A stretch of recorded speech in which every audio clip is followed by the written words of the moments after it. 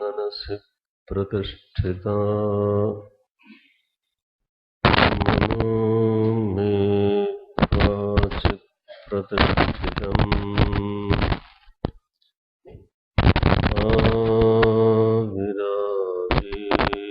आविरावीर्मयेधि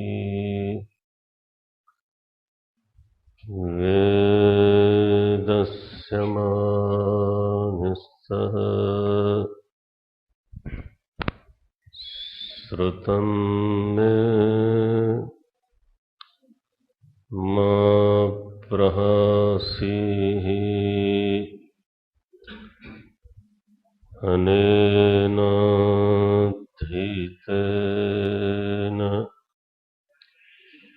अहोरात्रान्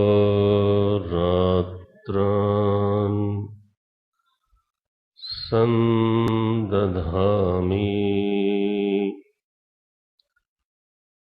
श्रुतं वदिष्यामि सत्यं वदिष्यामि तन्माम् अवतु तद्वक्तारमवतु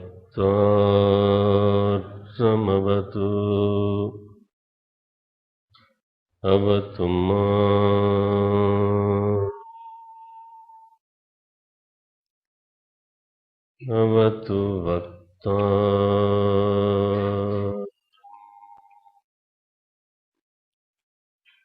अवतु वक्ता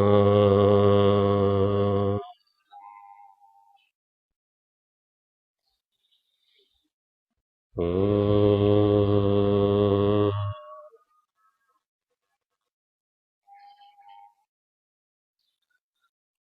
शांति शांति शांति।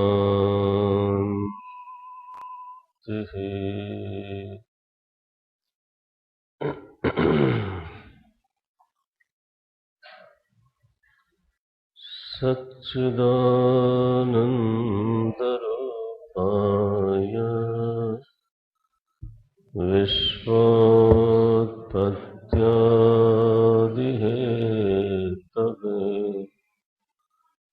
तापत्रयविनाशाय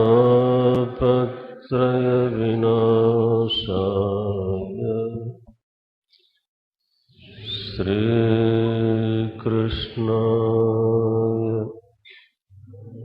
वयं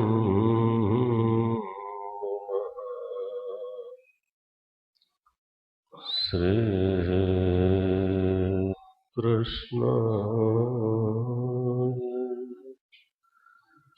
वयं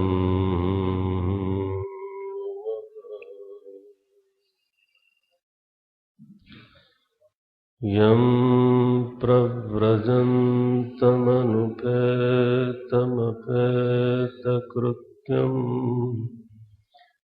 द्वैपायनो विरहकातर आजुहाव पुत्रेति तन्मयतया तरवोऽभिनेदुः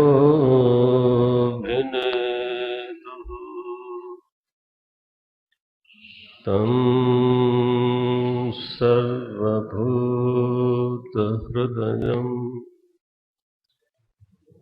मुनिमानतोऽस्मि।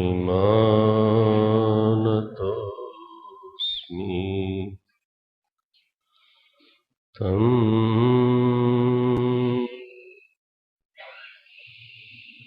सर्वभूतहृदयं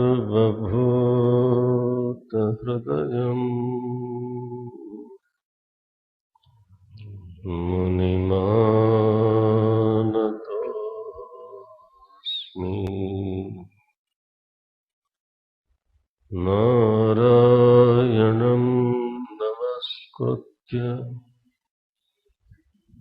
नरं चैव नरोत्तमम् देवीं सरस्वतीं व्यासं ततो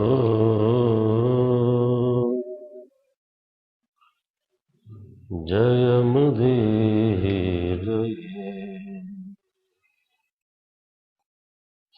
ततो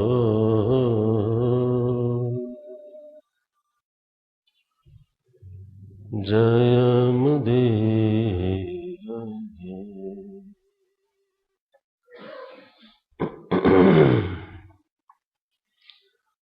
जय जय गोविंद जय हरि गोविंद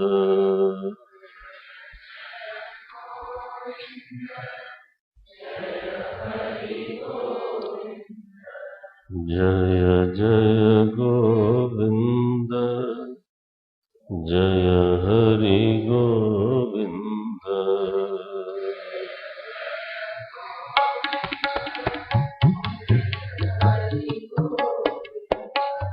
जय जय गोविंद जय हरि गोविंद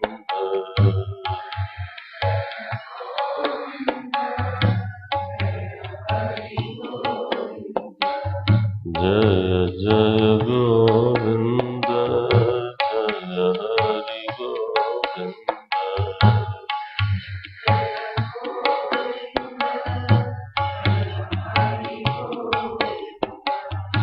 जय जय गोविंद जय हरि गोविंद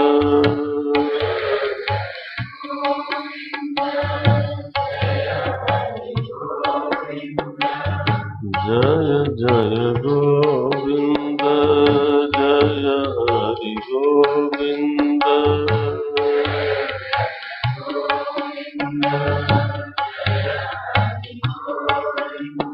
जय जय गोविंद जय हरि गोविंद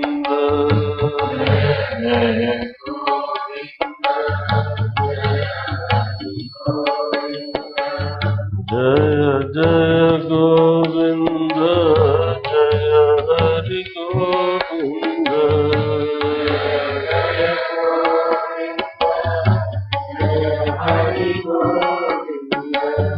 जय जय गोविंद जय हरि गोविंद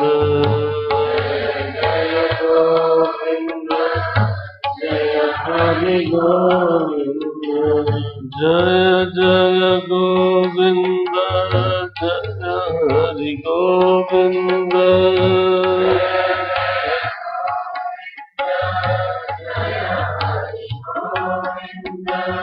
जय जय गोविंद जय हरि गोविंद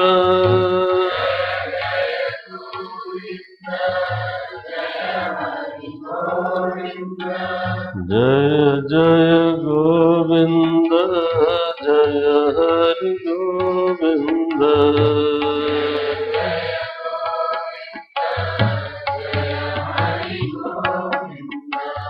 जय जय गोविंद जय हरि गोविंद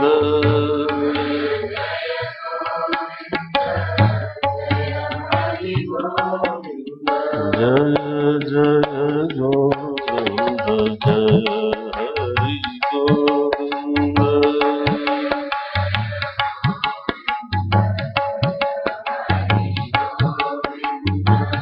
जय जय गोविंद जय हरि गोविंद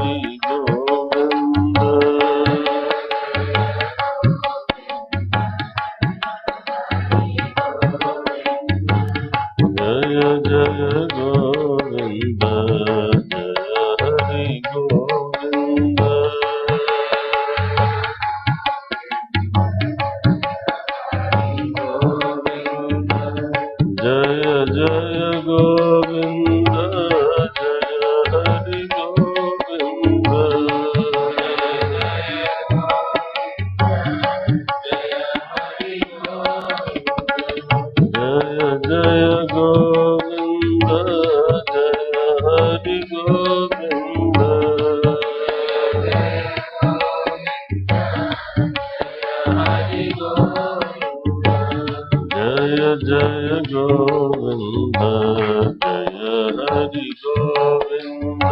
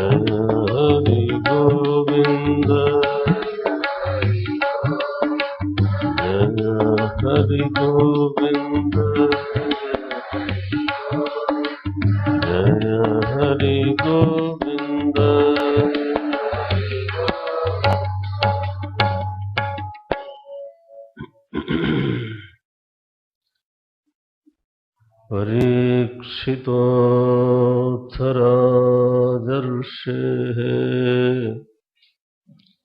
जन्म कर्म विलापनम् संस्थां च पाण्डुपुत्राणाम् वक्ष्ये कृष्णकथोदयम्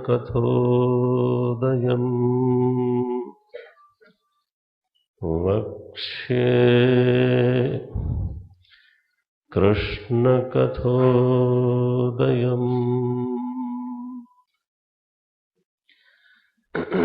सप्तम अध्याय में 12वें श्लोक से सूत जी महाराज तो कथा में प्रवेश करते हैं।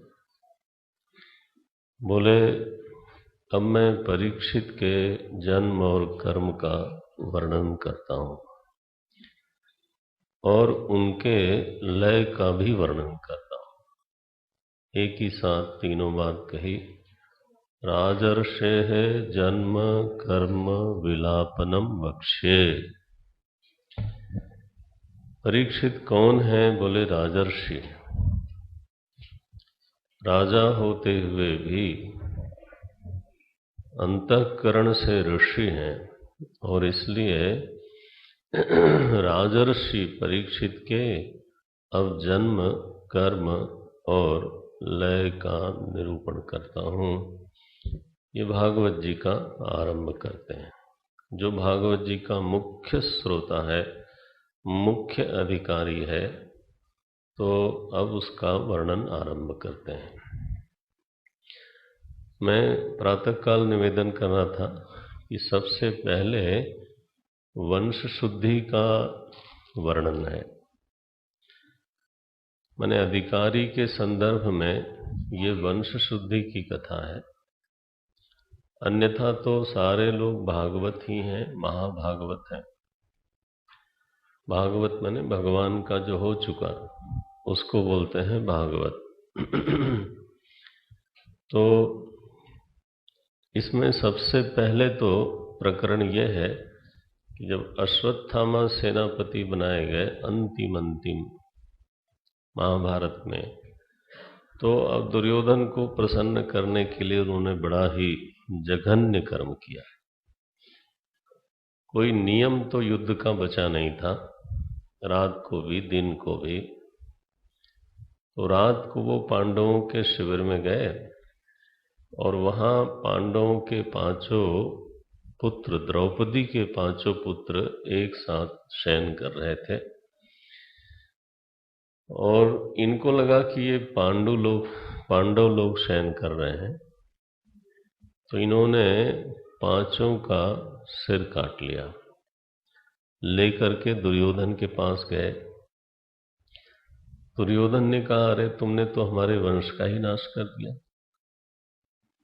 उसने अभिनंदन नहीं किया इस बात का। देखो दुश्मनी तो थी, लेकिन फिर भी क्योंकि अब कौरव पक्ष में कोई था नहीं, धृतराष्ट्र के पक्ष में कोई था नहीं। दुर्योधन ने बड़ा पश्चाताप किया कि ये तुमने क्या किया।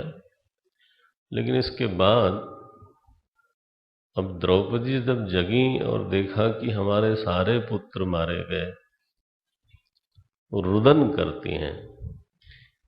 अब वो क्षत्राणी हैं, इसलिए नहीं रुदन करती हैं कि वो उनके पुत्र मारे गए। सच्ची बात तो यही है। माने उनका रुदन इस बात को लेकर के है कि वो वीर गति को प्राप्त होते तो अच्छा था, लड़के मरते तो अच्छा था। ये शयन करते हुए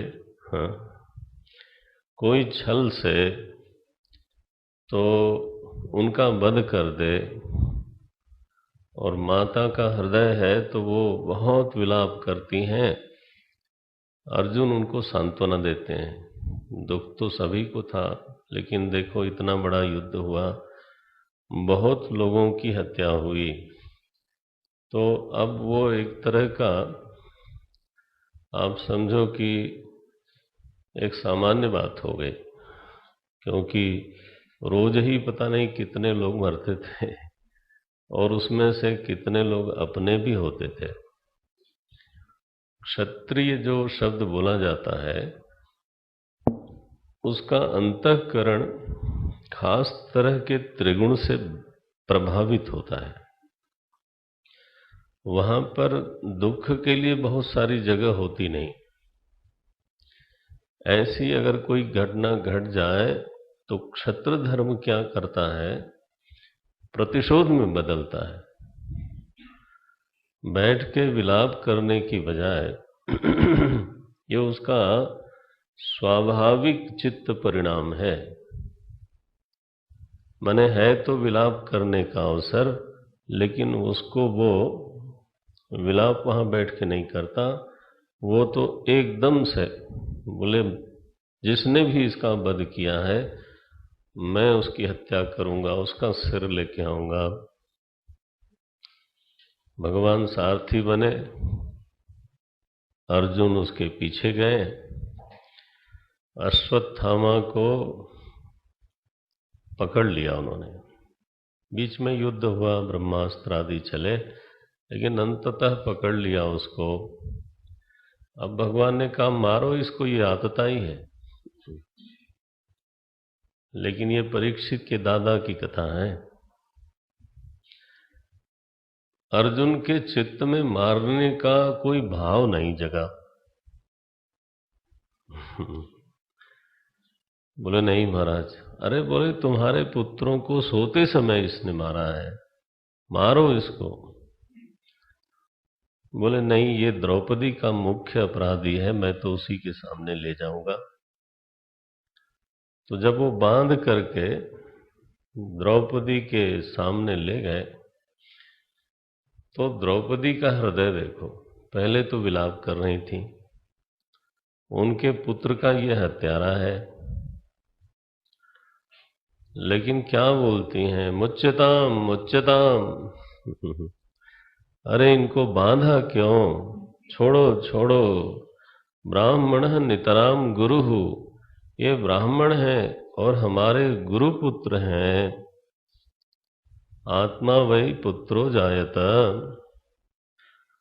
तो हमारे गुरु ही इस रूप में अवतरित हुए हैं, प्रकट हैं। अर्जुन, सारी शस्त्र अस्त्र विद्याएं उन्हीं से तुमको मिली थी, न करो ऐसा, छोड़ो छोड़ो। अरे तो ऐसा हृदय है दादी जी का। जो परीक्षित की सगी दादी हैं वो तो अद्भुत ही हैं। ऐसा सहिष्णु स्वभाव है, निर्विकार स्वभाव है कि पूरे महाभारत में शायद ही कहीं पर सुभद्रा जी की वाणी सुनने को मिलती है। आप सोचें जरा। पांडवों को वनवास हुआ, द्रौपदी जी साथ गईं। कहीं ये चर्चा नहीं है कि सुभद्रा जी ने कुछ कहा कि नहीं कहा। उनको कहा गया आप यहीं रहो, वो रह गए।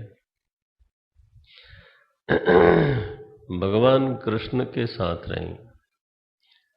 अभिमन्यु का जन्म हुआ, अभिमन्यु की पूरी शिक्षा दीक्षा स्वयं श्री कृष्ण प्रभु ने दी। अभिमन्यु के प्रत्यक्ष गुरु थे वो। देखो उन्हीं का लड़का है ये परीक्षित। तो उनकी जो एक दादी है वो तो ऐसी मौन है, स्वयं श्री कृष्ण की भगिनी है। और दूसरी जो दादी हैं द्रौपदी जी, उनका व्यक्तित्व देखो आप, मुच्यताम, छोड़ दो छोड़ दो। बलराम जी ने कहा बिल्कुल नहीं, मारना ही चाहिए। भीम ने कहा बिल्कुल मारना ही चाहिए, इसमें कोई करुणा करने की बात नहीं। भगवान जो है उभय पक्षी हैं। भीम की तरफ देखते हैं, बोलते हैं मारना चाहिए, यस दाऊ मारना चाहिए इसको। द्रौपदी की तरफ देखे, बोले नहीं नहीं ये तो ठीक नहीं। अर्जुन, अब तुम्हें जो सही लगे, तुमने प्रण भी किया था कि मारना चाहिए, और ये आत्ताई है, इसलिए दया करने की कोई बात नहीं है। इसलिए अब तुम इसको मारो भी मत भी मारो। बोले महाराज ये क्या बात है, ये धर्म ज्ञान अर्जुन का कैसा है, उसकी एक प्रकार से यहाँ पर परीक्षा हो गई। अर्जुन ने, हमारे यहाँ शास्त्रों में सभी को एक जैसा दंड का विधान नहीं है, और उससे हम लोगों की सहमति असहमति, माने हमारी तो पूरी ही सहमति है, लेकिन आप लोगों की सहमति असहमति होवे ना होवे, वहां कहा गया कि जो माननीय है, प्रतिष्ठित है, उसका अपमान कर देना भी उसका वध है ना। हूं कृत्य, हूं, ऐसा बड़ों के सामने हूं नहीं बोलना चाहिए। कई लोगों को पता भी नहीं होता कि वो बोलते रहते हैं। हमारे यहाँ विधान है जी करके बोलना चाहिए। हमारे हिंदी भाषा में जब बहुत मर्यादा से लोग बोलते हैं तो जी जी, हूँ, और हूँ में कहीं हूँ ऐसा निकल आया तो बस समझो बद हो गया। जो पूज्य है, माननीय है, उसके सामने अभ्यास डालना चाहिए इसका, क्योंकि ना जानकारी में या जानकारी में आदमी का स्वभाव बन जाता है, और वो अशुद्ध स्वभाव है। तो हुं कृत्य त्वं कृत्य, तुम कह करके बोलना, हुंकार भरना ये वध के बराबर है। अगर कोई पूज्य है, माननीय है ना। एक बार अर्जुन का ही प्रण ऐसा था कि जो गांडीव की निंदा करेगा मैं उसका वध कर दूंगा। महाराज कर्ण के प्रसंग में अब युधिष्ठिर ने कहा धिक्कार है तुम्हारे गांडीव को। अब क्या करे अर्जुन, प्रण है। बोले मैं तो मारूंगा। किसको? युधिष्ठिर को। महाभारत में ऐसी ऐसी कथाएं हैं, ये हमारा शौर्य ग्रंथ है, धर्मक ग्रंथ है। तो अब देखा कि कृष्ण भगवान ने देखा कि तो अनर्थ हुआ जा रहा है तो उन्होंने कहा अर्जुन तुमने तो वध कर दिया। अरे इतना कहा, तुम्हारे पूज्य हैं, माननीय हैं, मारूंगा ऐसा कहने से तुमने मार दिया, तुम्हारा प्रण पूरा हो गया। अर्जुन को हुई तो बहुत ग्लानि, लेकिन अब ये करना था। तो अश्वत्थामा का उन्होंने मुंडन कर दिया, कुरूप कर दिया उसको, और उसके भाल पर जन्म से एक मणि थी, उसको निकाल लिया। तो विद्रूप करके उसको निष्कासित किया है अर्जुन ने, मारा भी और नहीं भी मारा। अब ये व्यवस्था हो गई तो भगवान ने कहा भाई अब यहाँ सब कुछ ठीक हो गया। अब द्वारिका से मैं बहुत दिनों से निकला हूँ, तो मैं द्वारिका जाना चाहता हूँ। लोगों ने थोड़ा रोका, लेकिन बहुत दिन तो हो ही गए थे, तो स्वीकृति दी युधिष्ठिर महाराज ने। जब वो रथारूढ़ होने लगे थे उसी समय उत्तरा, तो त्राहिमाम करते हुए दौड़ी हैं। अश्वत्थामा जो बच गया था ना, उसने फिर से ब्रह्मास्त्र का प्रहार कर दिया। कहां पर? बोले उत्तरा के गर्भ पर। तो पांडव वंश में अब कोई नहीं बचा था आगे के लिए, सिवाय उत्तरा के गर्भ में जो था, वो ब्रह्मास्त्र से उसका गर्भ जल रहा था। तो भगवान ने करुणा करी और गर्भ में प्रविष्ट हुए। देखो ऐसे जीव की रक्षा की जो स्तुति भी नहीं कर सकता था, है, जो आवाहन भी नहीं कर सकता था। ब्रह्म सूत्र में सूत्र है रक्षाम अपेक्षाम अपेक्षते। मने भगवान तो तैयार खड़े हैं रक्षा के लिए, लेकिन किसकी रक्षा करें? सबकी करें तो पाप का दंड कैसे मिले, और किसी एक की करें तो पक्षपात का दोष होगा। ठीक है ना। तो एक सूत्र आया, वेद पर ही आधारित है, ब्रह्म सूत्र। वहां कहा गया कि रक्षाम अपेक्षाम अपेक्षते, रक्षा करो ऐसा सुनने के लिए भगवान तैयार बैठे हैं, और फिर वो रक्षा करते हैं। बोले महाराज कोई न बोल पाए तो? बोले अब क्या करें? फिर अगर किसी विशेष को पकड़ के उसकी रक्षा करें तो दूसरा हमको दोष देगा कि नहीं? कहेगा तुम रागी हो, हमसे द्वेष करते हो। नैर्घृण्य दोष ईश्वर में आवेगा, शास्त्र में ऐसा बोलते हैं। इसलिए यह दोष ना आवे। हाँ, तो जब कोई कहता है पाहि माम, भगवान उसकी रक्षा में जाते हैं। दूसरे लोगों ने कहा हमारी क्यों नहीं करते, तो ये नियम बना कि फिर तुमने पुकारा नहीं। जिसने पुकारा वो सामान्य से अधिक हो गया ना, अधिक है तो उसको अधिक मिलना भी चाहिए ना। ये देखो, अब उसको कितना मिलना चाहिए वो मेरे ऊपर निर्भर करता है।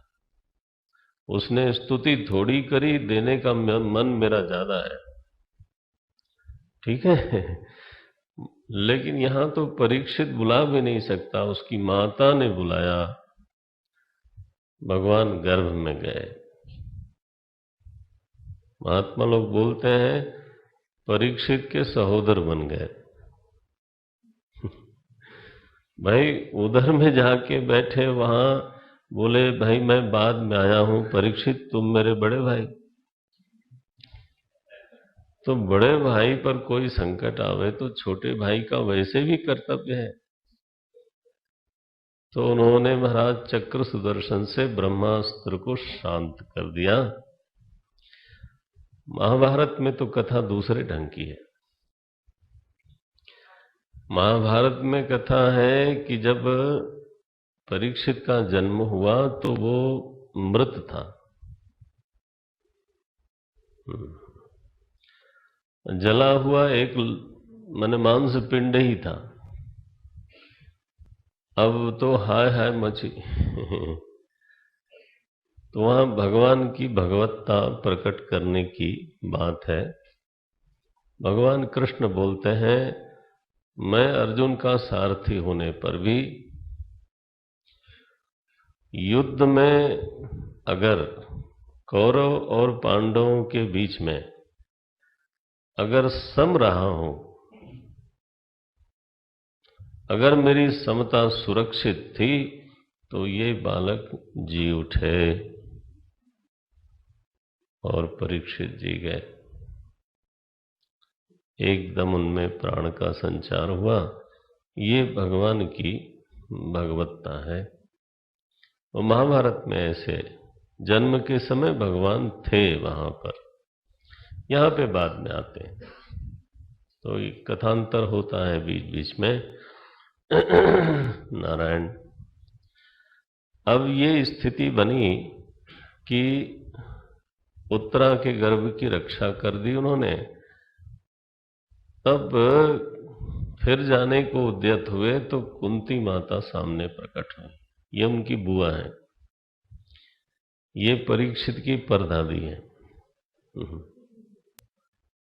उनकी माँ का ऐसा चरित्र, उनकी दादियों का ऐसा चरित्र, उनकी परदादी अद्भुत ही है। वो स्तुति करना शुरू करती हैं तो कोई ऐसी चीज मांगती हैं जो दुनिया में किसी ने न मांगी हो कभी। विपदः सन्तु न शश्वत् तत्र तत्र जगद्गुरो भवतो दर्शनं यत् स्यात् अपुनर्भवदर्शनम्।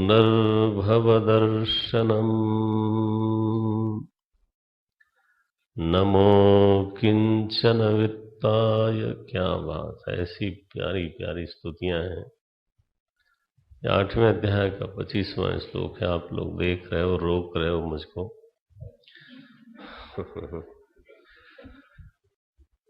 नमो किंचन वित्ताय निवृत्त गुणवृत्तये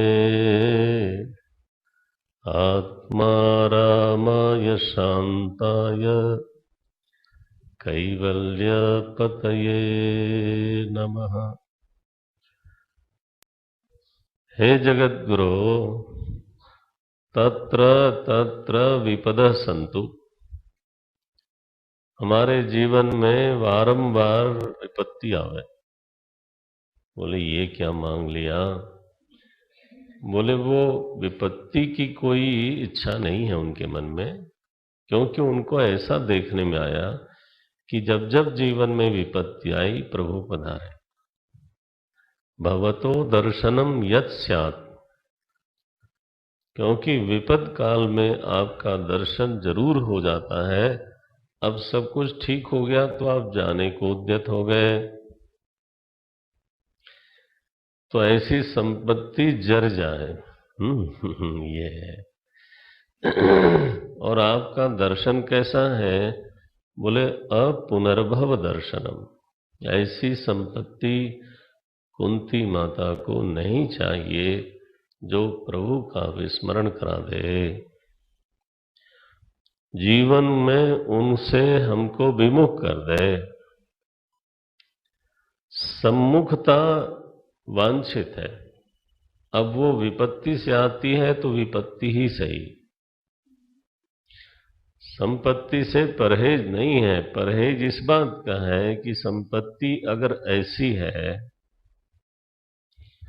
जो भगवान के विमुख करती हो, विस्मरण करा देती हो, हमारा चित्त जो है वो प्रभु से बिल्कुल विपरीत दिशा में विलास की ओर चल पड़े, क्योंकि एक बार सुख का एक तो फिसलन स्थान ये भी है कि फिर सब कुछ ठीक है तो लेट अस एंजॉय।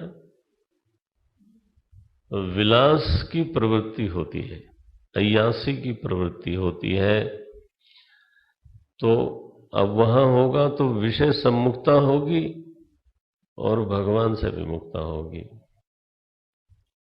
तो आपका दर्शन न होना, आपकी स्मृति न होना, यही तो गड़बड़ है, सबसे बड़ी विपत्ति यही है। कह हनुमंत विपत प्रभु सोई, जब तब सुमिरन भजन न होई।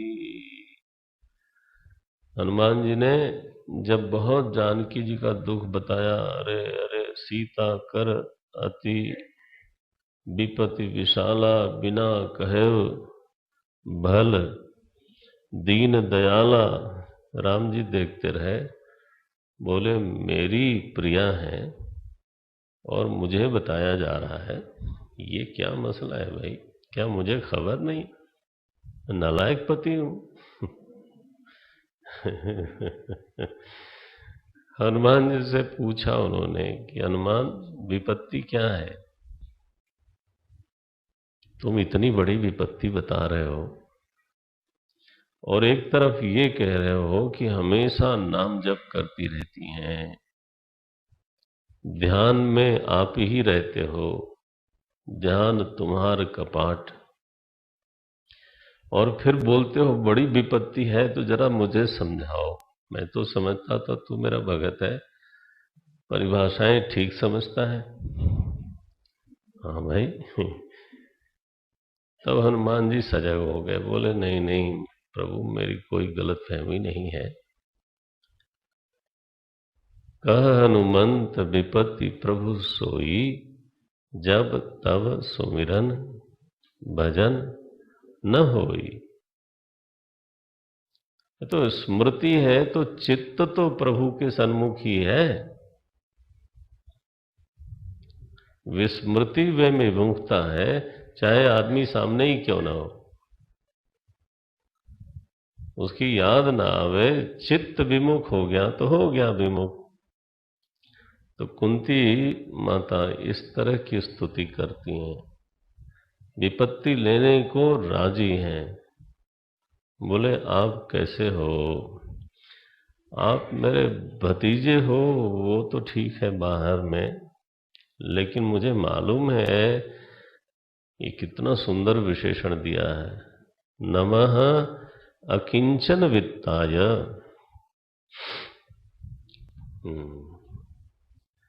जिसके पास कुछ नहीं है उसका आप स्वयं धन हो। बोले महाराज जिसके पास है उसका, तो यह अकिंचन शब्द का महापुरुषों ने अर्थ किया, ममता जिसमें होती है ना, वही कहता है मेरे पास बहुत है, मेरा बहुत है। यदि ममता राहित, नहीं तो दरिद्र नारायण शब्द तो प्रचलित ही है, लेकिन दरिद्र शब्द का फिर अर्थ करना पड़ेगा। अकिंचन वित्ताय, भगवान अकिंचनों के वित्त हैं, धन है। तो महाराज देश में गरीबी बहुत रही है, ऐसे नहीं होता। व्यक्ति को धनी होने का भान कराने वाली मम वृत्ति, ठीक है ना? जब ममता शून्यता होती है किसी भक्त में, उसको बोलते हैं अकिंचन। चाहे वो जनक जी की तरह राजा हो, ठीक है, ये चाहे वो अर्जुन हो, चाहे वो युधिष्ठिर हो, मैं किंचनम अस्ति, इस तरह की ममता का होना वो हमको अकिंचन नहीं बनाता। निर्ममः निरहंकारः, तो ये भगवान ने अपने भक्त का लक्षण किया है। निर्ममः निरहंकारः, ये अकिंचन शब्द का ये अभिप्राय है। दुनिया सामने पड़ी हो, भक्त के हृदय में ये लगता नहीं है कि उनके अलावा या उनको छोड़ के तो कोई मेरा बनेगा। वो है तो सब है, नहीं है तो चाहे जितनी बड़ी दुनिया हो उसका मतलब नहीं।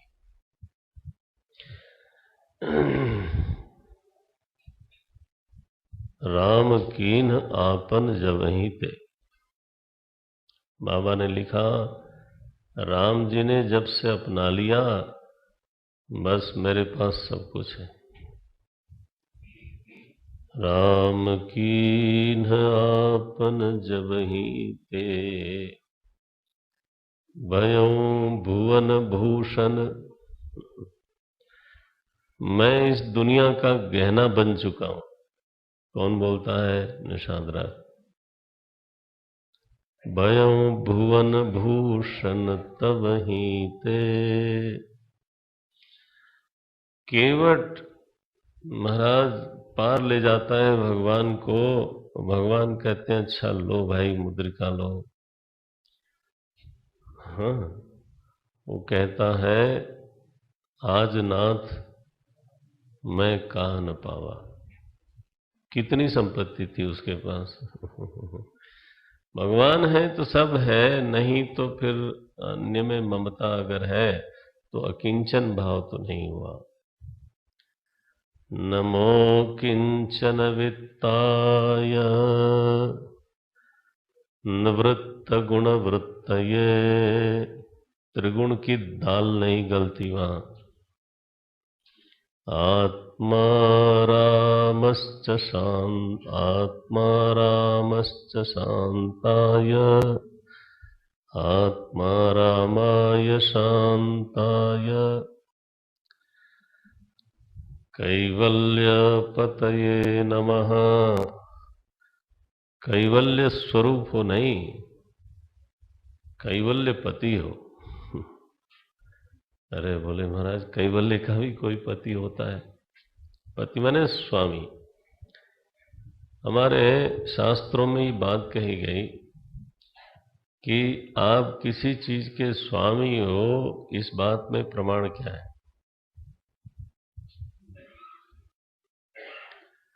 बोले इस बात में प्रमाण ये है कि वो चीज आप किसी को दे सकते हो।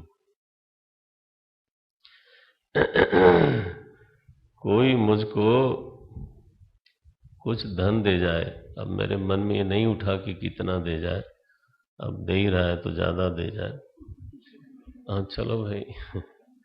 लेकिन साथ में कह दे कि मैं 10 दिन बाद आऊंगा, इसको आप संभाले रखना, तो मैं उस धन का स्वामी बना? नहीं बना। कब बना? अगर मैं उस धन को जब चाहूं, जैसे चाहूं, जिसको चाहूं, जितना चाहूं दे सकूं, उसको बोलते हैं स्वामित्व। तो जीव तो मुक्त होता है, कैवल्य भाव में जाता है, लेकिन गुरु रूप जो ईश्वर है, अथवा ईश्वर जब गुरु रूप बन के आता है तो वो स्वयं तो कैवल्य निष्ठ है ही है। ठीक है, विनीत को, अनुगत शिष्य को कैवल्य का दान भी करता है, इसलिए वो कैवल्यपति है। भगवान से बेहतर सदगुरु कौन होगा? अर्जुन को कैवल्य दिया, उद्धव को दिया, बहुतों को दिया। और देते ही हैं। तो कुंती माता का बोध देखो, आप स्वयं आत्मा राम हो, शांत हो, और दूसरों को भी कैवल्य, जो अनुगत है, विनीत है, उसको कैवल्य का दान कर देते हो। प्रभु कृपा करो। क्या कृपा करूं?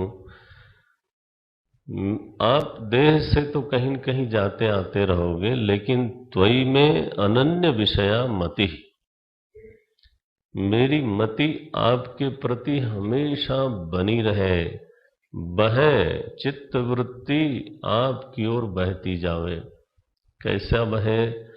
बोले जैसे गंगा जी समुद्र की ओर अविरल प्रवाह में रहती हैं, वैसे मेरी मति अविरल, हाँ, छिन्न भिन्न होकर के नहीं, अविरल होकर के आपकी ओर प्रवाहित होवे, विस्मृति कभी होने न पावे, ऐसी मेरी प्रार्थना है।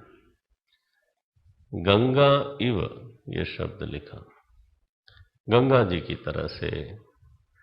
अच्छा महाराज, युधिष्ठिर महाराज ने कहा महाराज आप जाओ मत, पहले तो मैंने हाँ कर दिया था, लेकिन अब मेरी विपत्ति का भी हरण करना पड़ेगा। तो तुमको क्या हो गया?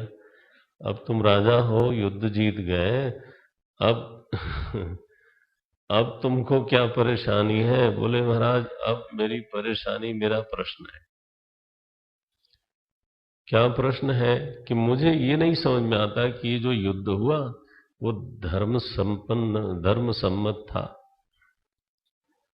ये अच्छा है, माने पूरा युद्ध हो जाए तब सवाल उठे। अर्जुन को युद्ध के पहले उठा था,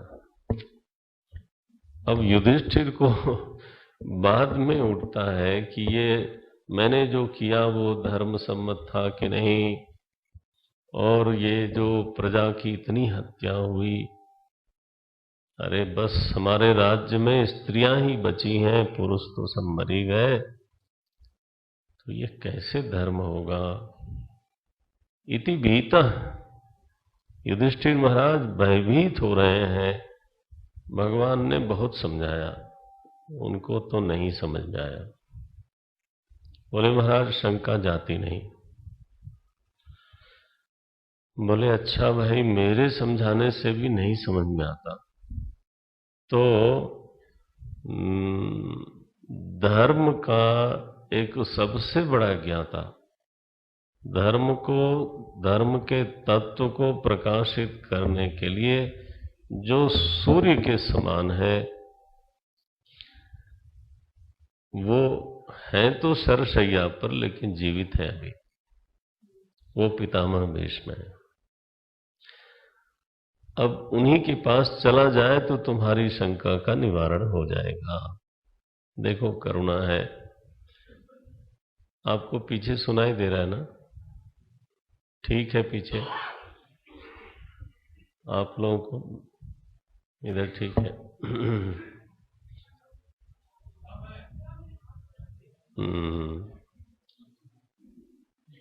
उसको अपनी ओर घुमाना नहीं, कम कहीं छेड़छाड़ किया,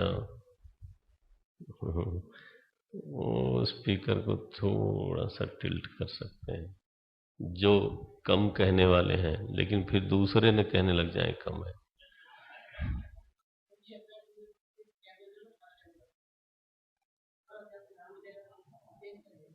हाँ, हमारा जो स्पीकर्स की संख्या बढ़ा दो, और जो सामने 2 स्पीकर है ना, उनकी जगह 4 कर देना। वो जो स्पीकर है सामने बिल्कुल, तो सभी लोग कवर हो जाएंगे उसमें।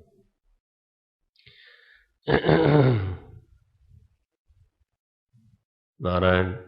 तो ये करुणा ये है कि एक तो ये भगवान दिखाना चाहते हैं कि भगवान से बड़ा भागवत होता है। मेरे समझाने से बात नहीं बनी, मेरे भक्त के समझाने से हुई। ये भागवत है, ये भगवत पुराण नहीं है। महात्मा लोग बोलते हैं इसमें भगवान ने एक ऐसा कौशल किया कि अपने से बड़ा कर दिया भगवान भक्तों को।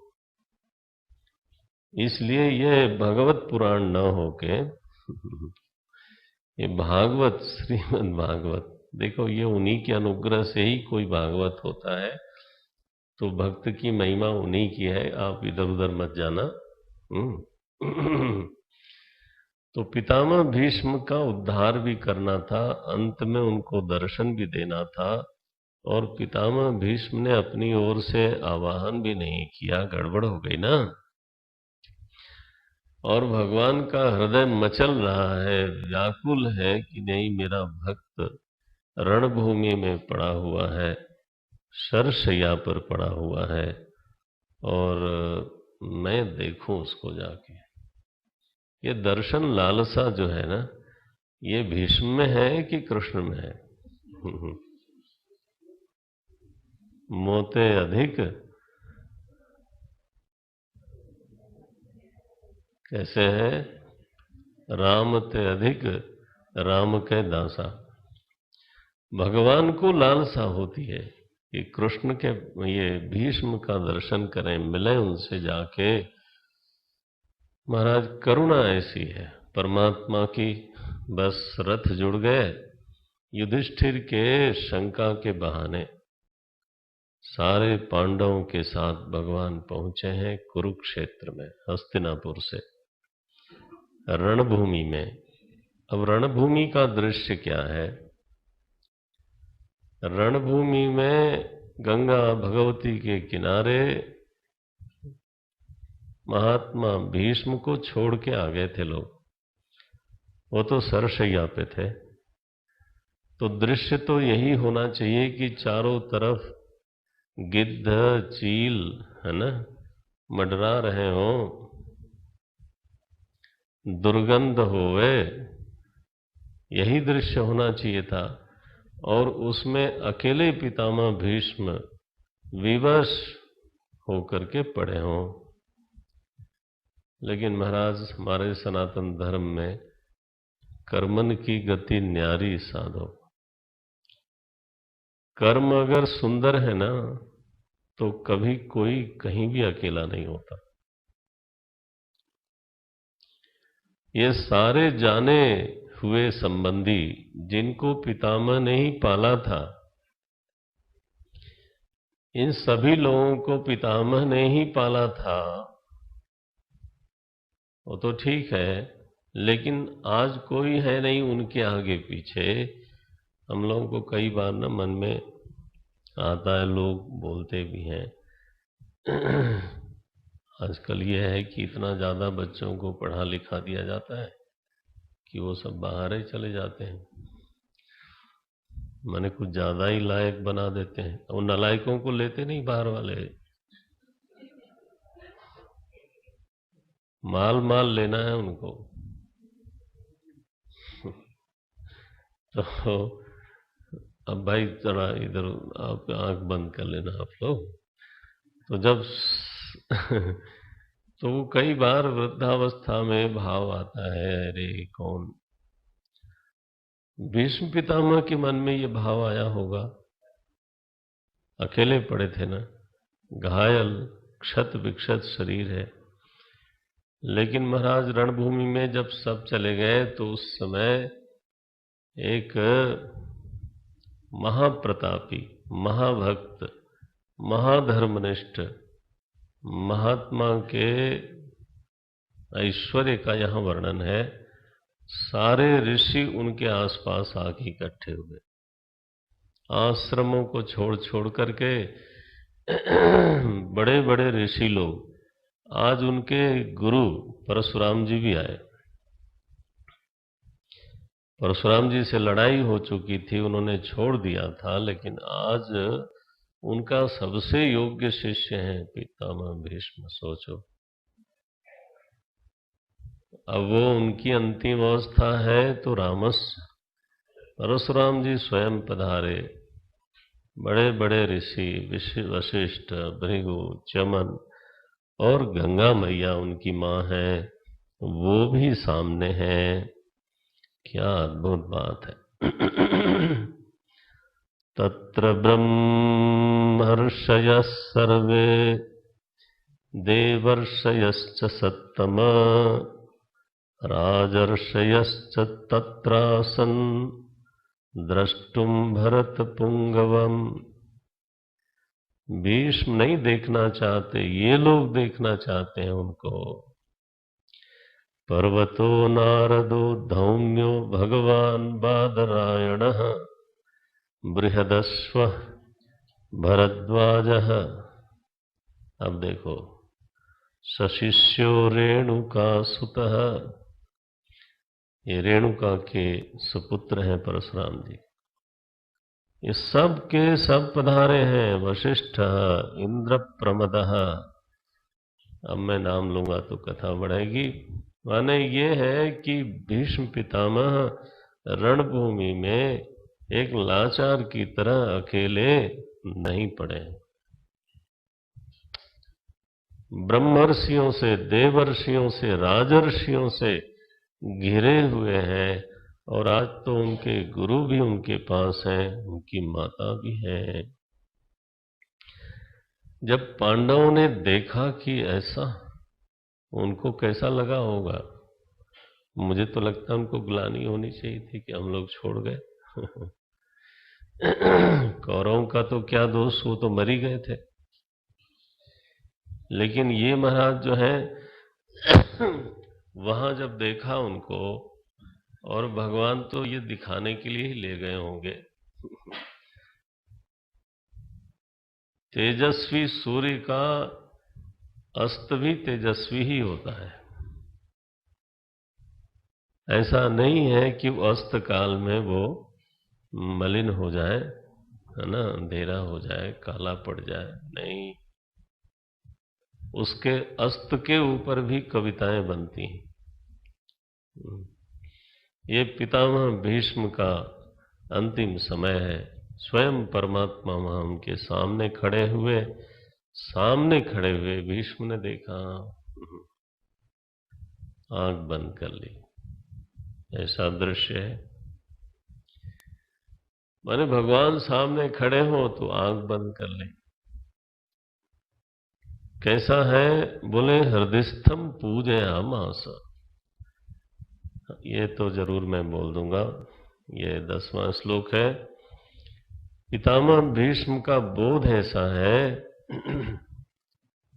और कृष्ण को बुलाना क्या, वो तो नित्य निरंतर उनके हृदय में खेलति मम हृदय, खेलते रहते हैं। तो आंख बंद किया उन्होंने, और आंख बंद करके पहले श्री कृष्ण प्रभु का हृदय में पूजन किया। भीतर वाला तो छोड़ के नहीं जाता ना। हृदयस्थम पूजयामास माययोपात्त विग्रहम। फिर आंख खोली, और जो उस समय संभव था, मायोपाधिक प्रभु की पूजा की। देखो यहां शब्द लिखा, श्री कृष्ण प्रभु सविग्रह जब वहां पहुंचे तो पितामह बोलते हैं माययोपात्त विग्रहम। माया से उपात्त।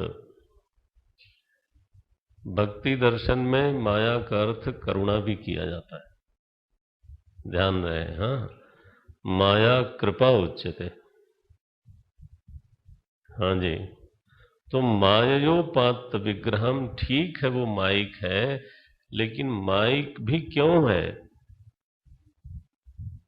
माने किसने उनको मजबूर किया था? बोले अनुग्रह ने। और क्या? तो अनुग्रह विग्रहधारी भगवान को देख करके, आंख खोल करके, फिर बाहर यथाविधि पूजा की, प्रणाम किया, थोड़ा सिर ऐसे ऐसे कर दिया होगा, कुछ आंखों से कर दिया होगा ना। क्योंकि अब उठ के तो वहां तो अर्घ्यम समर्पयामि नहीं हो सकता था, पाद्यम समर्पयामि, पूजा पाठ तो नहीं, तो सर शैया पे लेटे। युधिष्ठिर को देखा, बोले युधिष्ठिर, बड़ा अनुचित सा लगता है। अन्याय्यम ऐसा शब्द लिखा। जिसके एक तरफ गांडीवधारी अर्जुन हो, दूसरी तरफ महाबली गदाधारी भीम हो, श्री कृष्ण का कृपा पात्र होवे और उसको वन में भटकना पड़े, तो बड़ा असंगत लगता है। विचार से तो असंगत लगता है। इतना सब होने पर भी ऐसा तो नहीं होना चाहिए था। लेकिन युधिष्ठिर, जिनको तुम लोग अपना भाई भाई समझते हो ना, फुफेरा भाई और देव संदेह, जिसको तुम लोगों ने दूत भी बना लिया, सारथी भी बना लिया, पता नहीं क्या क्या बनाते रहते हो, ये परमात्मा है। भीष्म पितामह ने ये वहां उपदेश किया। और दुनिया जो है ना, ये ऐसे इन्हीं के इशारे पर सब चलती है। यथा घनावली, जैसे वायु के इशारे से बादल चलते हैं। क्लासिकल दृष्टांत है। बादल पूरब जाएंगे कि पश्चिम कि दक्षिण, हवा चल गई तो बस इधर से उधर, उधर से इधर। कई बार ऐसा देखने में आता है कि बगल से पानी बरसता हुआ निकल गया, एक तरफ सूखा है। बोले ये तो अन्याय है। बोले अन्याय क्या है, मालिक साहब की मौज है। बोले बस युधिष्ठिर, ये समझो राजी तेरी रजा में। ये तो ऐसे ही है प्रभु। और फिर महाराज जो वर्णन आरंभ किया, युधिष्ठिर के सारे प्रश्नों का उत्तर दिया। शांत हो गए युधिष्ठिर जी। इसके बाद भगवान की ओर सन्मुख हुए हमारे भीष्म पितामह। तो सर्वम कुशलमस्ति। तो सन्मुख हुए भगवान की ओर, सामने देखा। बोले महाराज, अब आज तो मैं आपसे दिल की बात बोलूं ही। आपने बहुत हुकूमत करी है दुनिया पर, कभी मेरी भी चलने दो। पितामह, तुम्हारी तो चली हमेशा। तुमने प्रण किया, मैंने भी प्रण किया। अब देखो, गलती तुम्हारी थी। पहली प्रतिज्ञा मेरी थी, तुमने बाद में क्यों किया? मैंने कहा था अस्त्र शस्त्र ग्रहण नहीं करूंगा, तो तुम्हें समझ लेना चाहिए था ना। अब तुमने मेरी प्रतिज्ञा के विपरीत जाकर के बोले मैं प्रण करता हूं, आज मैं हरिहीन शस्त्र गहावूं, तो लाजऊं गंगा जननी को, संतनु सुत न कहावूं। बोले आज आज ही अगर मैं भगवान को शस्त्र न पकड़ा दूं तो मेरी माता को लज्जा है। तो लाजऊं गंगा जननी को, तो मैं अपने पिता का पुत्र न कहलाऊं। अब ऐसी प्रतिज्ञा करते हो, वो भी मेरे खिलाफ। हुकूमत कर रहा हूं मैं, तुम करते हो। बोले महाराज, पितामह भीष्म ऐसे ही भक्त थे। बोले अब आज फिर से कुछ करूंगा। आप क्या करोगे? बोले अब तो मेरा समय उत्तरायण आने वाला है, मैं जाने ही वाला हूं, शरीर छोड़ूंगा। लेकिन जब तक न शरीर छोड़ूं तब तक तो आपको सामने खड़ा रहना पड़ेगा। खड़े रहना चुपचाप। और देखो, मुंह लटका के मत खड़ा होना, मुंह फुला के मत खड़ा होना, टेढ़ा मेढ़ा आंख करके मत खड़ा होना। प्रसन्नाननम, तुम्हारा मुख प्रसन्न दिखना चाहिए मुझको। अंतिम समय है, आंखें केवल दुनिया देखने के लिए नहीं मिली थी। अगर आंखें केवल दुनिया ही देखने को मिली हैं तो इनकी सार्थकता क्या है, विशेष क्या है? कान अगर दुनिया के बारे में ही सुनने को मिले हैं तो विशेष क्या है? वो तो पशु पक्षी भी सुनते हैं और देखते हैं, ठीक है ना? विशेष तो तब है जब इन आंखों से, हाँ, तो मंदस्मृति हास्य शुचिस्मृति होकर के भगवान सामने होए। उन्होंने कहा मैंने तो नहीं बोला था ना, अब तुम आए हो, तुम्हारी मर्जी से आए हो, अब सामने खड़ा रहना और खुश होके खड़ा होना। हाँ। बोले देखो बोला, ये भगत जी का 24वां श्लोक है।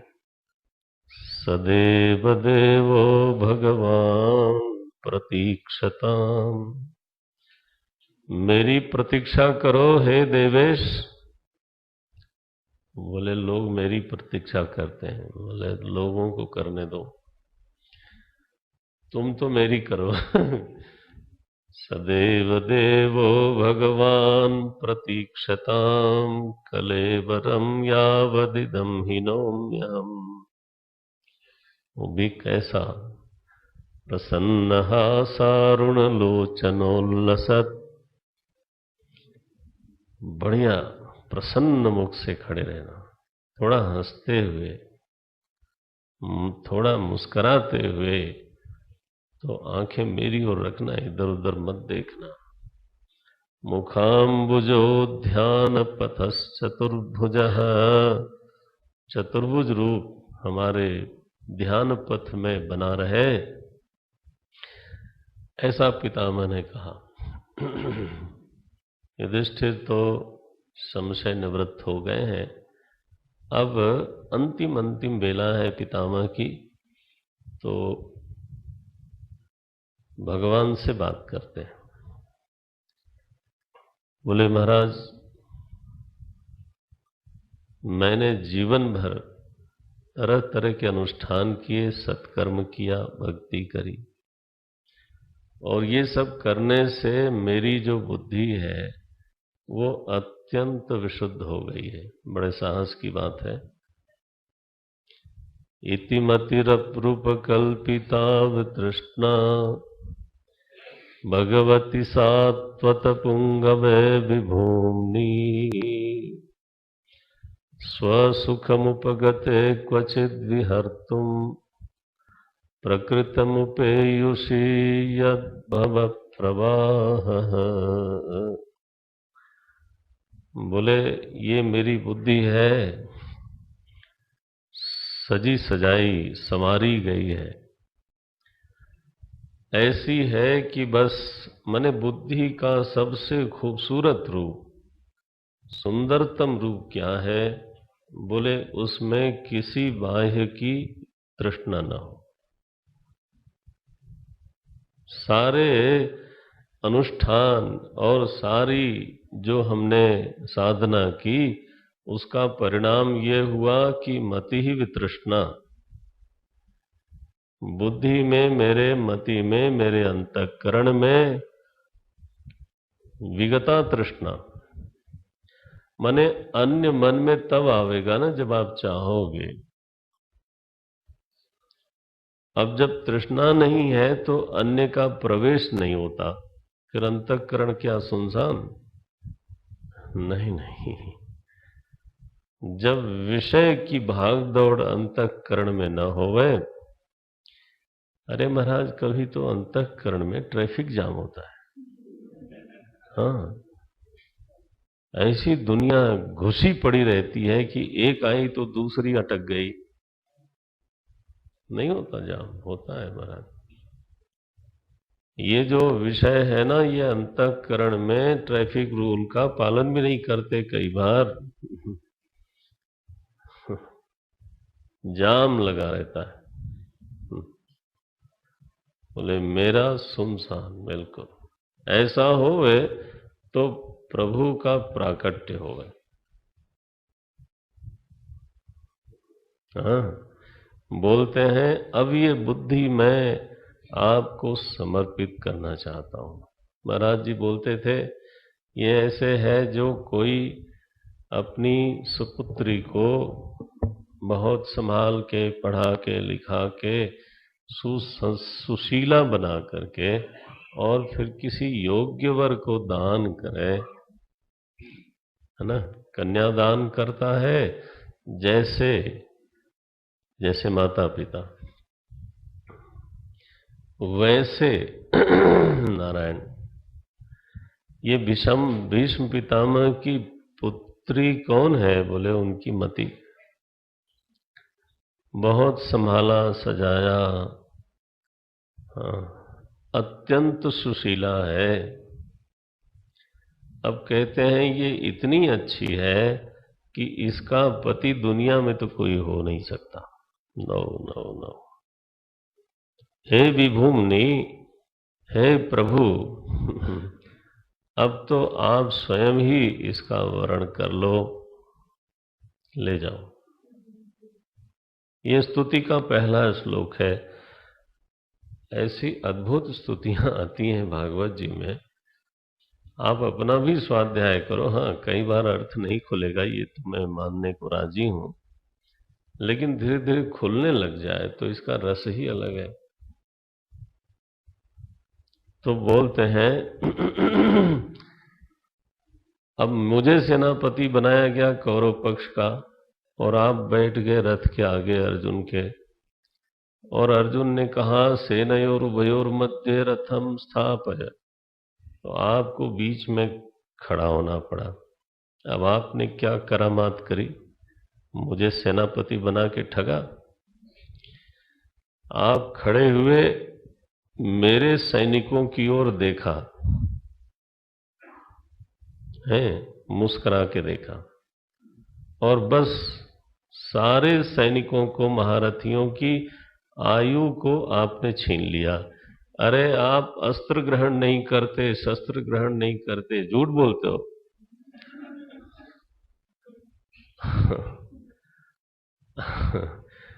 आपकी आंख से बड़ा हथियार कहां है? शस्त्र तो आपने वृंदावन में ग्रहण नहीं किया। ध्यान रखना, वृंदावन भक्त भूमि है, वहां भगवान ने कभी शस्त्र अस्त्र नहीं लिया, लेकिन बहुतों को मारा महाराज। तो ये तो बड़ी पुरानी आदत है। उनको मारने के लिए कोई हमेशा हथियार थोड़ा चाहिए। किसी को आंख से मार दिया, किसी को छू के मार दिया, किसी को पैर उठाया मार दिया, सक्टासुर को। पूतना का महाराज दूध पी के मार दिया। उनको मारने में क्या लगता है? और पितामह की शिकायत है कि हमारे सैनिकों को, अरे महाराज आपने आंख से मार दिया, अपनी जो मुस्कान है उससे मार दिया। मैं क्या लड़ूंगा, सारे सैनिक तो हमारे मरे पड़े थे। ऐसे थोड़ो जीत गए आप, नहीं जीतते। अरे राम राम। स्थितवती पर सैनिकायु रक्षा, हतवती पार्थ सखे रतिर ममास्तु। 35वां श्लोक। बोले हतवती, आपने मारा। अरे न केवल मारा, हमने देख लिया कि बेचारे मरे, अर्जुन ने नहीं देखा। आपके बगल में था, नहीं देखा। गीता सुनाते समय आपने बताया भी, खुद कन्फेस किया है, बच नहीं सकते कोर्ट में। मयैवैते निहता पूर्वमेव। गीता जी में आपने खुद बोला है। बोलो, बोला है कि नहीं बोला है? अच्छा, आपने देखा तो पांडवों की तरफ भी था, लेकिन क्या देखने में कलाबाजी करते हो प्रभु? पर सैनिका आयु, स्वसैनिका नहीं। ये देखने देखने में कलाबाजी मारते हो। पर सैनिका आयु अक्षण हतवती, आंख से शत्रु पक्ष की सारी सेना को मार दिया। मैं तो प्रभु ध्यान करता हूं, आंख बंद करता हूं तो आपका वो जो घोड़ों की टाप से उड़ी हुई धूल से भरा हुआ चेहरा, घुंघराले बाल और रथ चक्र लेकर के मेरी ओर दौड़ते हुए आए। गतोत्तरीय और उत्तरी आपका गिर गया, भक्त की रक्षा के लिए ऐसे आप आतुर हो गए। तब मैंने घुटने टेके थे, बोले बस प्रभु यही दर्शन करना चाहता था। स्वनिगम अपहाय मत प्रतिज्ञाम ऋतम अधिकम कर्तुम। अपने प्रण को छोड़ा, अपने मेरी प्रतिज्ञा को ऋतम सत्यम कर्तुम, नहीं केवल सत्यम कर्तुम बल्कि अधिकम कर्तुम। अपने ऊपर मेरी प्रतिज्ञा को ले जाने के लिए आपने ऐसा किया प्रभु, वही ध्यान में रहता है। भगवती रतिरस्तु में मुमूर्षो हो, मैं मुमूर्षु हूं, आप में मेरी रति होवे। ये स्तुति पूरी पढ़िएगा, बहुत ही सुंदर है। एक एक श्लोक हृदय स्पर्शी है। ऐसा स्तुति करते हुए पितामह भगवान की ओर देखते हुए शांत हो गए। कैसे शांत हो गए? लिखा जैसे जब सूर्यास्त हो रहा होता है तो उद्यान में वृक्षों के बीच में पक्षियों का कलरव सुनाई देता है, लेकिन जैसे ही सूर्यदेव ढल गए और संध्या थोड़ी उतर आई तो कलरव बिना किसी आयास के शांत हो जाता है ना। पक्षियों का चहकना, कोई डंडा लेके थोड़ा जाता है चुप रहो। मने पितामह भीष्म इस तरह से अनायास शांत हो गए जैसे समय पर पक्षियों का कलरव। ये दृष्टांत है, क्लासिक्स हैं। लोक कवि इसकी छाया भी नहीं छू सकता, ऐसा है। ऐसे ऐसे क्लासिक्स हैं। नारायण, आप इतने धनी हो लेकिन क्या करें, वो ट्रेजरी सामने है, खोलते नहीं। स्वयं स्वाध्याय, स्वयं देखना, वो सब चीजें हों तो आनंद हो। पितामह भीष्म की मुक्ति हुई है। मुक्ति माने नतस्य प्राणा उत्क्रामंती, इसका प्रत्यक्ष हुआ है यहां पर। पितामह भीष्म एक ऐसे दृष्टांत है जो श्रुति के इस वाक्य का प्रमाण बनते हैं। लिखा है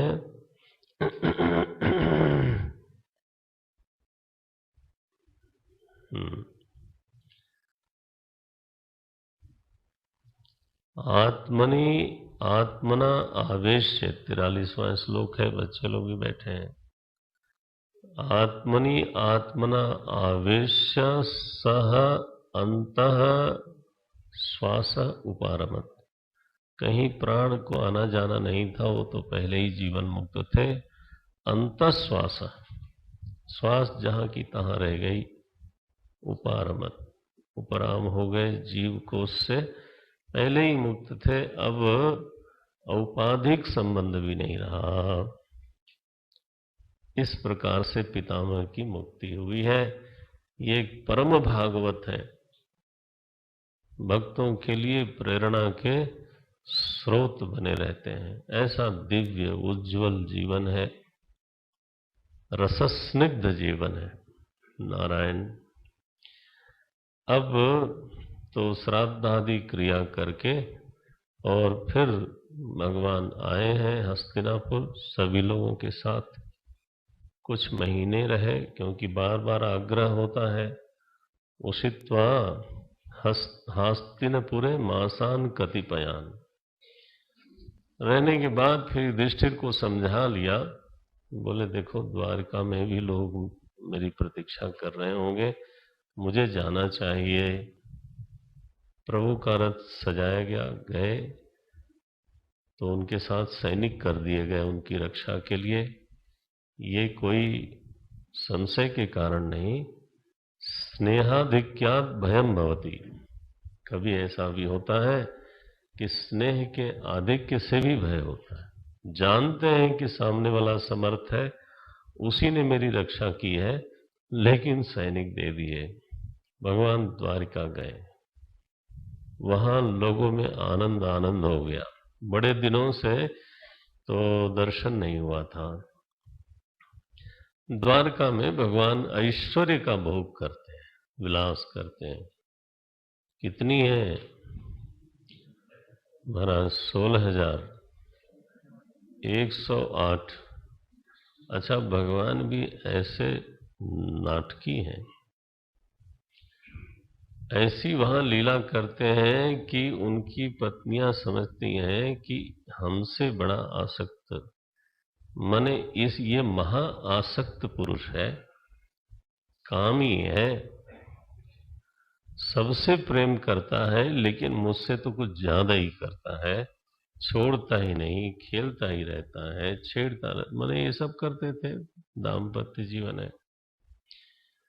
तो हमारे सुखदेव जी ने टिप्पणी मारी वहां पर, तम मेनिरे बला मूढ़ा। ये हम बोल देता हूँ, 11वें अध्याय का 39वां श्लोक।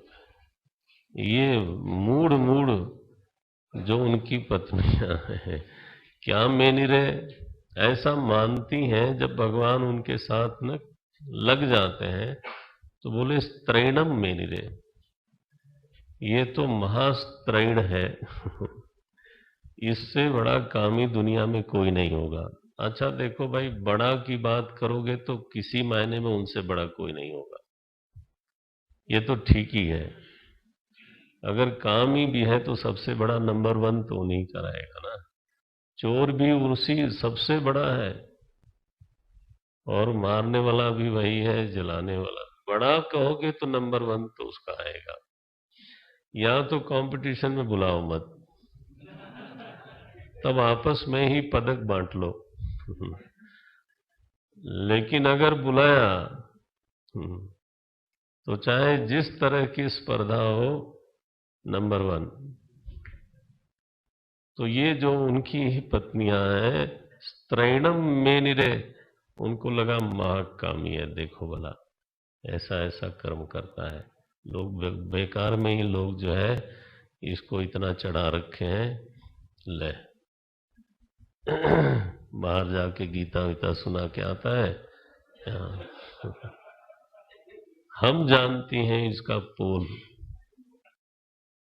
अच्छा भैया, कैसे हुआ ये, क्या दृष्टांत है? सुखदेव जी की टिप्पणी है ना, ऐसी बढ़िया दृष्टांत है। बोले जैसे वेदांत का संभाल लेना, अप्रमाण विदो भर्तु ईश्वर मतयो यथा। जो लोग आत्म तत्व को, उसकी असंगता को नहीं जानते, वो लोग ऐसा ही समझते हैं कि जो आत्मा है वो बुद्धि के साथ सट गया है। ये देखो, तो बुद्धि जैसे जैसे चलती है, क्रोध आया बुद्धि में तो अहम क्रोधी ये मतयो यथा। ये जो पत्नियां हैं वो मति की तरह हैं। महर्षि पतंजलि ने लिखा ये, तदा दृष्टु स्वरूपे अवस्थानम। हाँ, वृत्ति सारूप्य मितरत्र। दृष्टा अपने स्वरूप में बैठा हो ठीक है, नहीं तो वृत्ति सारूप्यम, वृत्ति जैसी होती है वैसा ही रूप बना लेता है। बना नहीं लेता, भासने लगता है। श्री कृष्ण स्त्रैण कभी हुए नहीं, लेकिन भासने में क्या दिक्कत है? तो जैसे यहां गलतफहमी होती है, वैसे ये सुखदेव जी की टिप्पणी है। उनके काम के ऊपर ये टिप्पणी है। तो महाराज द्वारिका जी में इस तरह से भगवान निवास करते हैं। इधर महाराज परीक्षित का जन्म हुआ। 12वें अध्याय में जन्म हो रहा है परीक्षित का, और यहां लिखा जन्म शुद्धि। वंश शुद्धि आपने देखी, जन्म शुद्धि सारे तिथि ग्रह वार सब के सब बड़े ही शुभ स्थिति में है उस समय। तो महाराज परीक्षित का जन्म हुआ है। जन्मोत्सव में भगवान पधारे। जब जन्मोत्सव हो गया, ज्योतिषी लोगों ने भविष्यवाणी करी महाराज परीक्षित के बारे में, ऐसी सटीक भविष्यवाणी करी कि ये इनका अंत भी कैसा होगा वो भी बता दिया। शाप लगेगा इत्यादि इत्यादि। अब इसके बाद युधिष्ठिर के मन में आया कि मैं अश्वमेध यज्ञ करूं, लेकिन अब द्वंद्व उनका ये था कि राज्य के धन से अश्वमेध मेरा संकल्प है, मैं करूं कि ना करूं।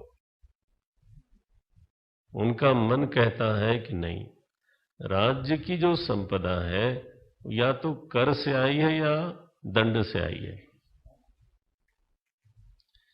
कर से आई है तो जिनसे हमने कर लिया उनके भलाई में ही खर्च होना चाहिए,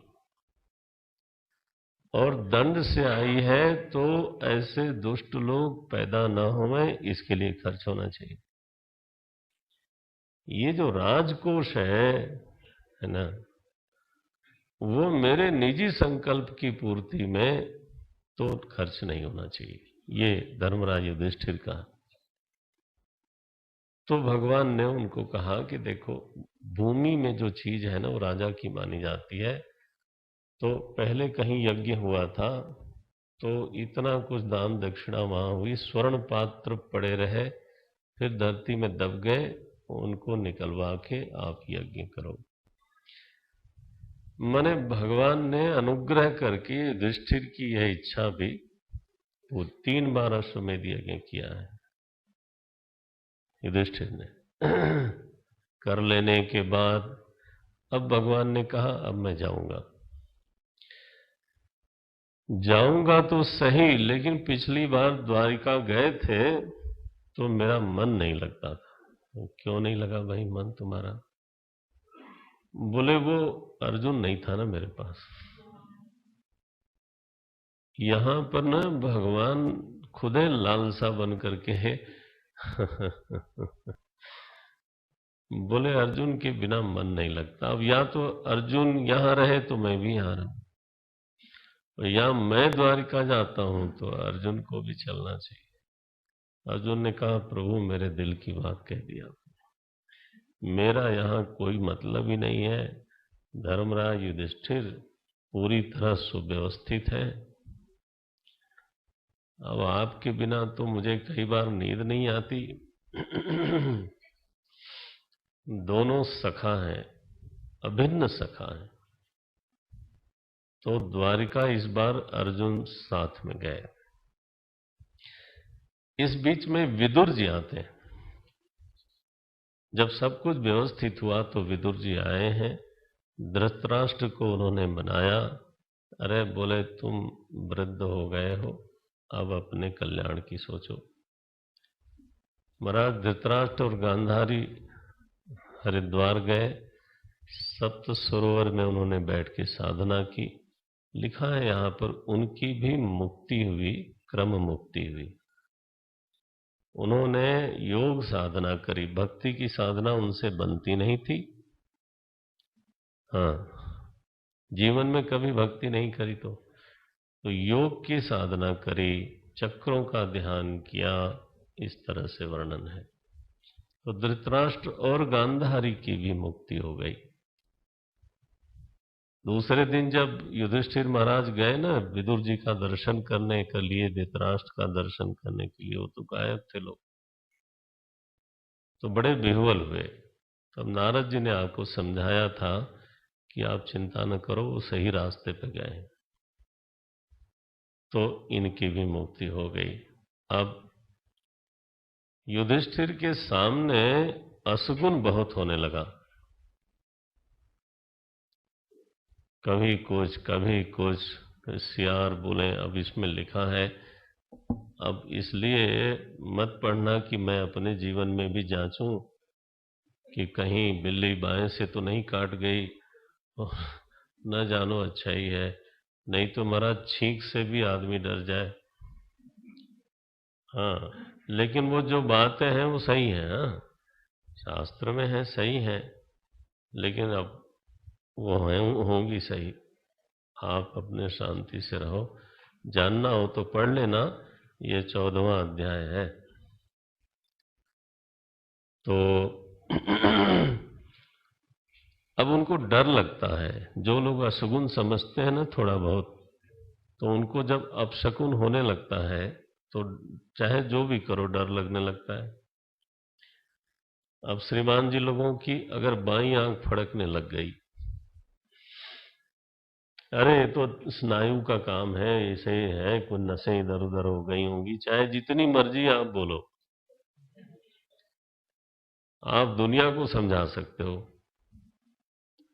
अपने को थोड़ा समझा सकते। वो तो लगता ही है कि कहीं कुछ गड़बड़ होने वाला है, क्या हो रहा है, क्या गड़बड़।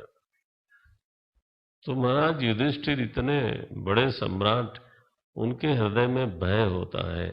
भीम को बुलाते हैं, बोले भीम बड़ा अपशकुन हो रहा है, पता नहीं मूर्तियां भी रो देती हैं, क्या हो रहा है, अर्जुन भी नहीं है। इस बीच में अर्जुन पधारते हैं और चरणों में सिर रखा युधिष्ठिर के, और देखा युधिष्ठिर ने कि मेरे पैर गीले हो गए, क्योंकि अर्जुन जो है ना रो रहा था प्रणाम करते हुए। तम पादयोर्निपतितम् अयथा पूर्वमातरम्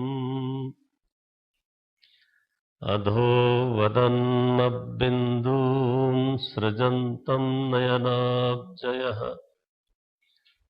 पहले जैसे अर्जुन प्रणाम करते थे, अयथा पूर्वम आतुरम, आतुर भाव से प्रणाम किया है, आंखों से अश्रु गिर रहे हैं। अरे बोले क्या हो गया तुमको भाई, तुम्हारे चेहरे पे पहले जैसा तेज नहीं रहा, तुमको क्या हो गया, भ्रष्ट तेजा। और कैसे कैसे तेज नष्ट होता है उसकी लिस्ट गिना दी युधिष्ठिर महाराज ने। कहीं तुमने ये तो नहीं किया, कहीं तुमने ये तो नहीं किया। पढ़ना चाहिए ना, तेज बढ़ता घटता कैसे। अंतिम बोले नहीं नहीं, तुमने ये सब दुष्ट कर्म कभी नहीं किया होगा, लेकिन मुझे लगता है कि भगवान शायद तुमको छोड़ करके इस धराधाम के भाग्य को लेकर के चले गए, इसीलिए तुम दीन हो रहे हो। युधिष्ठिर महाराज ने अनुमान कर लिया। अब बोलते हैं अर्जुन, वंचितो हम महाराज हरिणा बंधुरूपिणा, ये न मे पहृतं तेजो देव विस्मापनम महत्। देवताओं को चकित चमत्कृत करने वाला जो मेरा तेज था ना महाराज, वो लूट लिया गया। अपहृत, चोरी हो गया। अरे किसने चुराया, बोले मेरा अभिन्न सखा हो करके भगवान ने ही मुझे ठग दिया। वंचितो हम महाराज हरिणा, हरिणा एव वंचिता, बंधुरूपिणा, बिल्कुल बंधु होकर के उन्होंने ऐसा कर दिया, मुझसे पहले निकल गए। अब ये धरती का सौभाग्य पूरा हो गया। तो अर्जुन विह्वल होकर के भगवान की स्मृति करते हैं, दीर्घ स्तुति है यहाँ पर, या कहिए दीर्घ स्मृति है। मैं फिर लौट के आऊँगा तो फिर एक आध श्लोक और बोलूँगा। बोलते हैं जब विरह भगवान का अंतःकरण से वेग से बहाना, उनकी स्मृति का वेग इतना प्रबल था कि अर्जुन के जितने भी राजसिक भाव थे वो उसमें बह गए तो अंतःकरण निर्मल हो गया और सुनी हुई भगवत गीता हृदय में धीरे धीरे स्वयं आविर्भूत हो गई। और जैसे ही गीता ज्ञान आविर्भूत हुआ, अर्जुन का जीव कोश भंग हो गया, यह लिखा। माने सूक्ष्म शरीर भंग हो गया, स्वरूप निष्ठा हुई। 30वां श्लोक है गीतम भगवता, 15वें अध्याय का। गीतम भगवता ज्ञानम यत्तत्संग्राम मूर्धनि काल कर्म तमोरुद्धम पुनः अध्यगमत विभु। फिर से मिला। और जैसे ही गीता जी प्रकट हुई, लीन प्रकृति नैर्गुण्यात् अलिंगत्वात्, अब लिंग शरीर रहा नहीं। ये गीता ज्ञान की महिमा है, अगर सच में उतर जाए तो फिर प्रकृति लीन हो जाता है। आप पढ़ते हो न कर्मणा तस्य प्रकृति लीनस्य यः परः स महेश्वरः, ये शब्द ही यहाँ आया है। प्रकृति लीन हो गए, लिंग शरीर रहा नहीं, इसलिए आगे के जन्म की कोई संभावना नहीं है, असंभव है। माने अर्जुन जो है ना पांडव में, वो जीवन मुक्त हुए, जीवित है लेकिन मुक्त है। ये वेदांतों का जीवन मुक्त यहाँ आया। युधिष्ठिर महाराज को लगा कि अब मेरा कोई काम नहीं है। उन्होंने परीक्षित का राज्याभिषेक किया और परिव्राजक बने, सन्यास धर्म लिया और चल पड़े। उनके पीछे पीछे पांडव लोग भी चल पड़े। द्रौपदी ने देखा लोग मुझसे अन्यमनस्क हैं, उन्होंने कृष्ण में चित्त को दिया और कृष्ण को प्राप्त हो गई। कुंती कृष्ण को प्राप्त हो गई। पांचों पांडव अंततः मुक्त हुए हैं। तो ये जो 16वां अध्याय है ना, मैंने 15वें अध्याय की बात से 16वें अध्याय से परीक्षित की कर्म शुद्धि बताई गई। अब परीक्षित ने कर्म कैसा किया, जन्म तो अच्छे वंश में हो गया। यह प्रकरण 16वें अध्याय से 18वें तक चलता है। तो हम फिर लौट के देखते हैं इसको। 5 पांडव, द्रौपदी, कुंती, गांधारी, ठीक। सुभद्रा जी के बारे में कोई उल्लेख ही नहीं है, लेकिन वो तो मुक्त ही है। तो आप चाहें तो, लेकिन 3 ही गिनो तो 5, 3, 8। फिर धृतराष्ट्र, वो भी मुक्त हुए। 9 विदुर, 10 पितामह भीष्म, 11 ये सभी लोग यहां पर भागवत हुए।